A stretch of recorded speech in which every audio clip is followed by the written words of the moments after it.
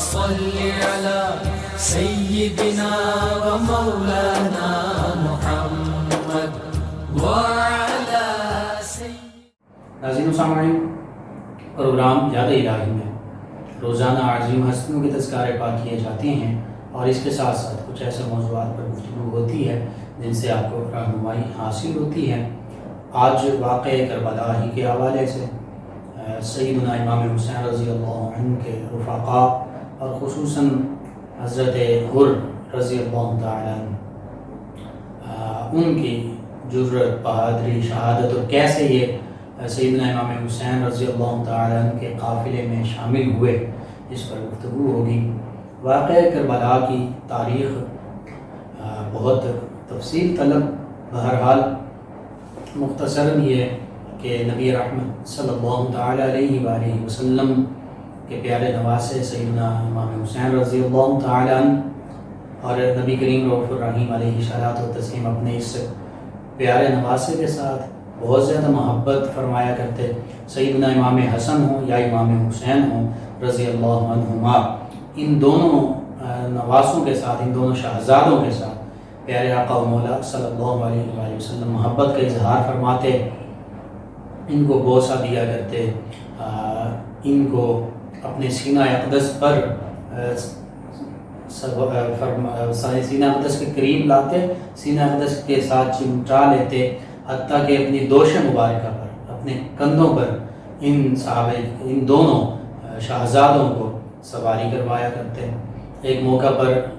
سیدنا امام حسن یا سیدنا امام حسین رضی اللہ عنہ میں سے ایک عظیم ہستی اور دونوں کے تذکرے بھی ملتے ہیں مختلف روایات کے مطابق، نبی کریم صلی اللہ علیہ وآلہ وسلم کے دوش مبارکہ پر سواری کر رہے ہیں تو سیدنا عمر فاروق اعظم رضی اللہ عنہ آپ نے فرمایا اور پیارے آقا کی بارگاہ میں عرض کیا کہ کتنی خوبصورت سواری ہے، تو نبی محتشم صلی اللہ علیہ وآلہ وسلم نے فرمایا کہ سوار بھی کتنا خوبصورت ہے، یعنی نبی رحمت صلی اللہ علیہ وآلہ وسلم تو حقیقت میں حسن و جمال کا پیکر تھے، تو اللہ کے پیارے حبیب صلی اللہ علیہ وآلہ وسلم یہ بھی فرمایا کہ میرے یہ نواسے امام حسین رضی اللہ عنہ یہ بھی بہت خوبصورت ہیں، اور کیوں نہ ہوں نبی کریم رؤوف الرحیم علیہ الصلوۃ والتسلیم نے خود ان فرمایا کہ یہ میری بیٹی کے بھی بیٹے ہیں اور میرے بھی بیٹے ہیں، یعنی نبی کریم صلی اللہ علیہ وآلہ وسلم کی پاکیزہ نسل مبارکہ جو ہے وہ نبی رحمت صلی اللہ علیہ وآلہ وسلم کی سب سے چھوٹی شہزادی سیدہ فاطمہ الزہرا رضی اللہ تعالی عنہ آپ ہی کے اولاد اطہار سے آگے چلی۔ سیدنا امام حسین رضی اللہ تعالی عنہ وہ عظیم ہستی ہیں کہ بچپن نبی رحمت صلی اللہ تعالی علیہ وآلہ وسلم کی بارگاہ میں گزرا، نبی کریم رؤوف الرحیم علیہ الصلوۃ والتسلیم نے ہی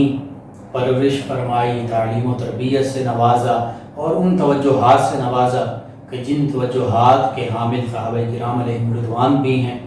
صحابہ کرام علیہم رضوان بھی نبی کریم صلی اللہ علیہ وآلہ وسلم کی بارگاہ میں حاضر رہا کرتے، نبی رحمت صلی اللہ علیہ وآلہ وسلم سے محبت کا اظہار کیا کرتے، نبی کریم رؤوف الرحیم علیہ الصلوۃ والتسلیم بھی صحابہ کرام علیہم رضوان کو خصوصی محبتوں، شفقتوں اور توجہات سے نوازا کرتے۔ تو یوں ہی یہ شہزادے کہ جو اہل بیت اطہار علیہم الرضوان میں بھی شامل ہیں اور اس کے ساتھ ساتھ صحابہ کرام علیہم الرضوان کی صف میں بھی شامل ہیں، یعنی یہ نہ سمجھا جائے کہ صرف یہ اہل بیت اطہار علیہم الرضوان میں سے ہی ہیں، بلکہ غور کریں تو پتہ چلتا ہے کہ سیدنا امام حسین رضی اللہ عنہ نے صحابیت کا بلند مقام بھی پایا ہے۔ تو یوں ان دونوں عظیم جو شرف ہیں، صحابیت کا شرف اور اس کے ساتھ ساتھ اہل بیت اطہار علیہم الرضوان ہونے کا شرف، اس سے آپ متصف ہیں، یعنی وہ تمام کے تمام آیات بینات جن میں صحابہ کرام علیہم رضوان کی شان بیان ہوئی اس میں بھی آپ شامل ہیں، اور وہ تمام کے تمام آیات بینات جس میں اہل بیت اطہار علیہم رضوان کی شان بیان ہوئی اس میں بھی آپ شامل ہیں۔ تو یوں دوہری شانوں کے مالک ہیں سیدنا امام حسین رضی اللہ تعالی عنہ۔ اور پھر یہ وہ خانوادہ ہے نبی کریم رؤوف الرحیم علیہ الصلوۃ والتسلیم کے اہل بیت میں، گھر والوں میں، جہاں ہم انما یرید اللہ لیذھب عنکم رجس اہل البیت ویطہرکم تطہیرا اس آیت مبارکہ کو پڑھتے ہیں تو پتہ چلتا ہے کہ یہ آیت مبارکہ اور اس سے پہلی آیات بینات اور اس کے بعد والی آیات بینات بھی نبی کریم صلی اللہ علیہ وآلہ وسلم کی تمام ازواج مطہرات رضی اللہ عنہن کی شان بیان کر رہی ہیں۔ تو یوں اہل بیت اطہار علیہ السلام علیہ رضوان کے بارے میں یہ جو آیت کریمہ نازل ہوئی کہ جس میں اللہ نے فرمایا کہ بے شک اللہ سبحانہ وتعالیٰ تو چاہتا ہی یہی ہے کہ اہل بیت اطہار علیہ رضوان تم سے ہر قسم کے گناہ کا میل بھی دور فرما دے اور تمہیں خوب کامل طہارت سے نواز دے۔ تو یوں ان آیات بینات کی مصداق جو ظاہری اور براہ راست مخاطب اور مصداق ہیں وہ مومنین کی تمام مائیں ہیں، یعنی امہات المومنین ہیں، اس میں سیدہ خدیجہ الکبریٰ رضی اللہ عنہا بھی شامل ہیں، سیدہ عائشہ صدیقہ رضی اللہ عنہا بھی شامل ہیں، سیدہ حفصہ رضی اللہ عنہا بھی شامل ہیں، سیدہ میمونہ رضی اللہ عنہا بھی شامل ہیں، سیدہ سودہ بنت زمعہ رضی اللہ عنہا بھی شامل ہیں، سیدہ زینب بنت خزیمہ رضی اللہ عنہا بھی شامل ہیں، سیدہ زینب بنت جہش رضی اللہ عنہا بھی شامل ہیں، سیدہ جویریہ رضی اللہ عنہا بھی شامل ہیں۔ سبھی نبی کریم صلی اللہ علیہ وآلہ وسلم کی پاک ازواج مطہرات، مومنوں کی مائیں، یہ سبھی شامل ہیں، لیکن خصوصیت کے ساتھ نبی کریم رؤوف الرحیم علیہ الصلوۃ والتسلیم نے ان تمام اہل بیت اور اپنے گھرانے کی ان عزت مآب خواتین کے ساتھ ساتھ، چونکہ گھرانے میں، گھر والوں میں بیویاں بھی شامل ہوتی ہیں، بیٹے بھی شامل ہوتے ہیں، بیٹیاں بھی شامل ہوتی ہیں، پوتے بھی شامل ہوتے ہیں، پوتیاں بھی شامل ہوتی ہیں، نواسے بھی شامل ہوتے ہیں، نواسیاں بھی شامل ہوتی ہیں، حتیٰ کہ گھر والوں میں والدین بھی شامل ہوتے ہیں، ماں باپ بھی ہوتے ہیں، دادا دادی، نانا نانی، یہ بھی ایک گھرانے کا، خاندان کا حصہ ہوتے ہیں، چچا ماموں، خالائیں، پھوپھیاں، یہ بھی اسی گھرانے میں شامل ہوتی ہیں۔ لیکن اس گھرانے میں ساری ہستیاں شامل ہیں، اس پاکیزہ گھرانے میں، اہل بیت اطہار علیہ رضوان کے گھرانے میں، لیکن خاص طور پر پیارے آقا و مولا صلی اللہ علیہ وآلہ وسلم نے اپنے ساتھ 4 ہستیوں کو اہل بیت میں خصوصیت کے ساتھ شامل فرمایا، جنہیں اہل کسا بھی کہتے ہیں، چادر والی ہستیاں بھی ہیں، اور جن کے بارے میں نبی رحمت صلی اللہ علیہ وآلہ وسلم خصوصیت کے ساتھ دعا بھی مانگا کرتے۔ تو ان ہستیوں میں پیارے آقا و مولا صلی اللہ علیہ وآلہ وسلم، پھر سیدنا علی المرتضیٰ کرم اللہ تعالی وجہ الکریم، سیدہ فاطمہ الزہرا طیبہ طاہرہ رضی اللہ عنہا، سیدنا امام حسن رضی اللہ عنہ، سیدنا امام حسین رضی اللہ عنہ، یہ تمام ہستیاں شامل ہیں۔ نبی کریم صلی اللہ علیہ وآلہ وسلم نے خصوصیت کے ساتھ اپنی چادر مبارکہ میں ان کو لیا اور یہ بھی اللہ کی بارگاہ میں دعا کی کہ اللہم ہؤلاء اہل بیتی، یا اللہ یہ بھی میرے اہل بیت میں شامل ہیں، یہ بھی میرے گھرانے میں شامل ہیں اور خاص گھرانے والوں میں شامل ہیں۔ اور پھر فرمایا کہ ان سے بھی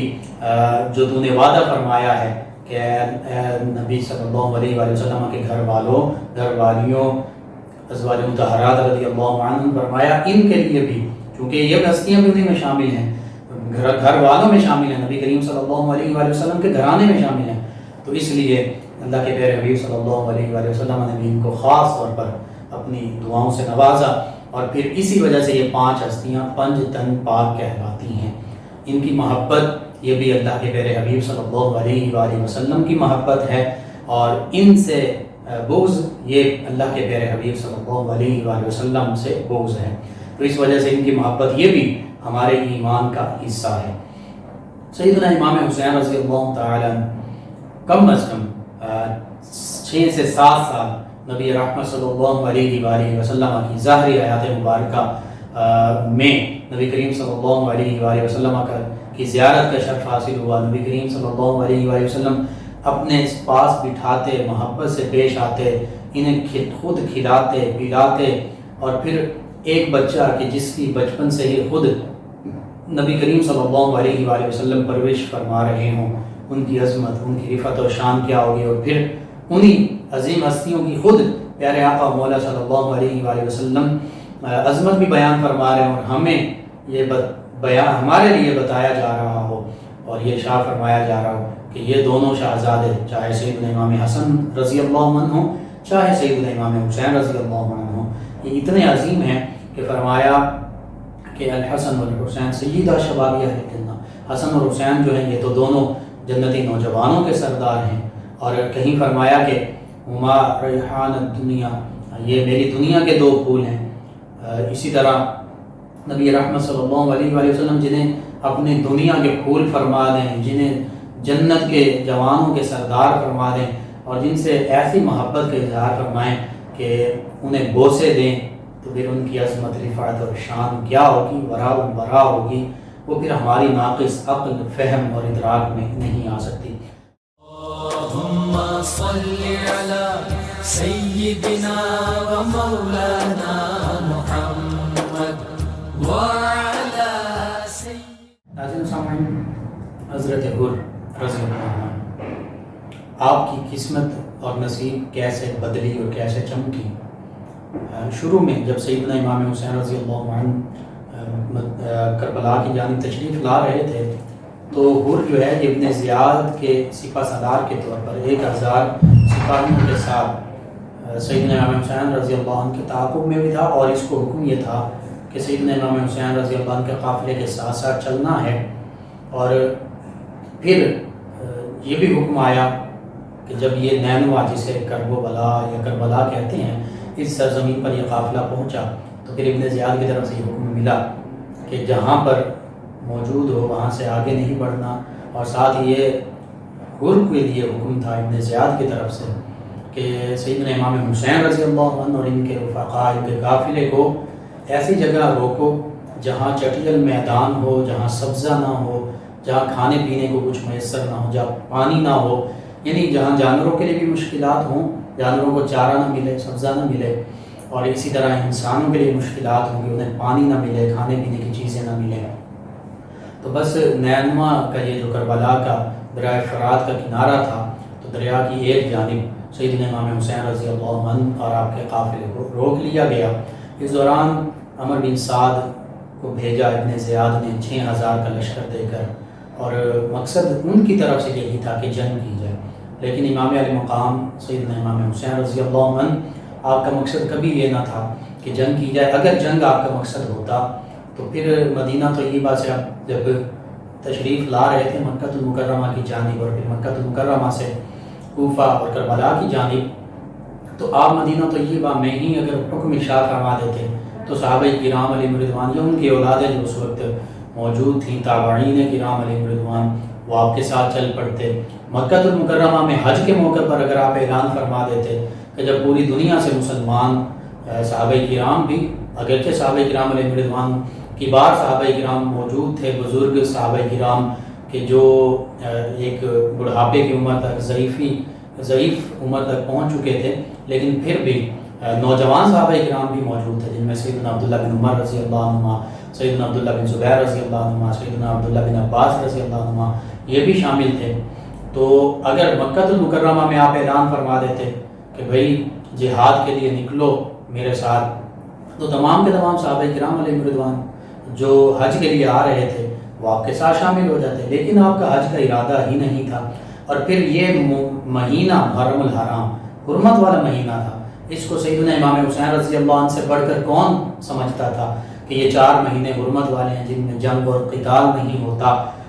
خاص طور پر مسلمان پہل نہیں کرتے۔ ہاں یہ ہے کہ اگر مسلمانوں پر جنگ مسلط کر دی جائے تو پھر ان مہینوں میں انہیں جنگ کا حکم ہے، وہ جنگ کر سکتے ہیں جب خود کوئی اور مسلط کرے مسلمانوں پر۔ تو بس ایسا ہی معاملہ پیش آیا۔ سیدنا امام حسین رضی اللہ عنہ تو کسی بھی حوالے سے جنگ نہیں چاہتے تھے، وہ اصلاح احوال چاہتے تھے، وہ یہ چاہتے تھے کہ کوفی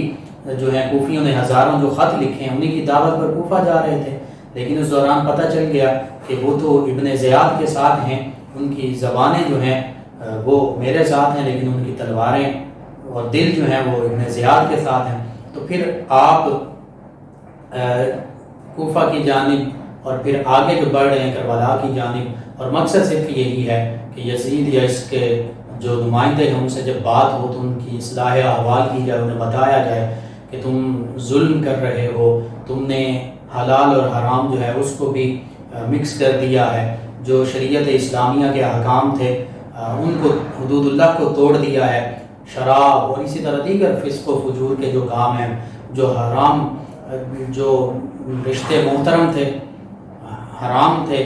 جن سے نکاح کرنا حرام تھا ان سے نکاح حلال کر دی، اس طرح کی خباثتیں پیدا ہو چکی ہیں، تو ان سے باز آ جاؤ، مقصد یہی تھا۔ لیکن بہرحال سیدنا امام حسین رضی اللہ عنہ کے قافلے کی نگرانی کے لیے ابن زیاد کی طرف سے جو حر مقرر تھا، یہ سارے معاملات دیکھ رہا تھا کہ ایک موقع ایسا بھی آیا کہ سیدنا امام حسین رضی اللہ عنہ جب نماز ادا فرمانے لگے تو حر سے فرمایا کہ حر تم اپنے ساتھیوں کے ساتھ نماز پڑھو گے؟ تو اس موقع پر اس نے کہا کہ نہیں، ہم آپ ہی کے پیچھے نماز ادا کریں گے۔ اور پھر جب عاشور کا دن آیا، 10 محرم الحرام کا دن آیا، اور سیدنا امام حسین رضی اللہ عنہ نے خطبہ ارشاد فرمایا، جو راستے میں بھی آپ خطبہ ارشاد فرماتے رہے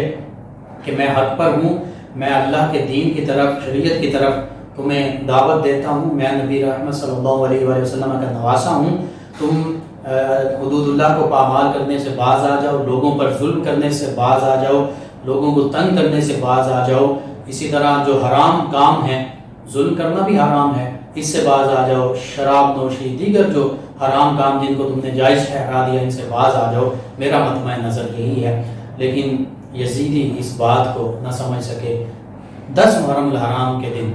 حضرت حر رضی اللہ عنہ، اگرچہ یہ ابھی ابن زیاد ہی کے لشکر میں ہے، تو جب انہوں نے سیدنا امام حسین رضی اللہ عنہ کا خطبہ سماعت فرمایا اور پھر غور کیا کہ حق تو سیدنا امام حسین رضی اللہ عنہ کی طرف ہے اور یہ نبی کریم صلی اللہ علیہ وآلہ وسلم کے نواسے ہیں، اور دوسرا جو یزیدی لشکر ہے وہ ان سے مصالحت نہیں چاہتا، وہ تو جنگ چاہتا ہے، انہیں شہید کرنا چاہتا ہے، تو بس لشکر اشقیاء سے، یزید کے لشکر سے نکلے